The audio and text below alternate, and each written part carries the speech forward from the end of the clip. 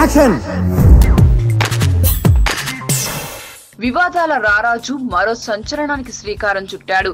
Social మీడియాలో ప్రముఖులను target చేస్తూ ప్రకంపనలు సృష్టిస్తున్న రామ్ గోపాల్ వర్మ మరో సంచలన ప్రకటన చేశాడు. సుమారు 340 కోట్లతో ఓ అంతర్జాతీయ సినిమాను తీయబోతున్నట్టు ఆయన ప్రకటించాడు.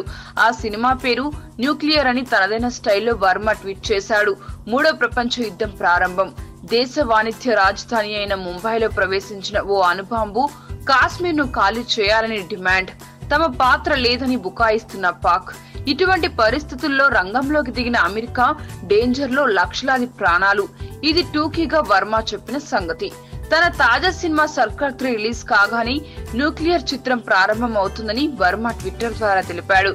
ఈ సినిమాను సిపిఎం గ్లోబల్ సంస్థ నిర్మిస్తుందని, ఈ సంస్థతో తనకు చాలా కాలంగా టైఅప్ ఉందని చెప్పాడు.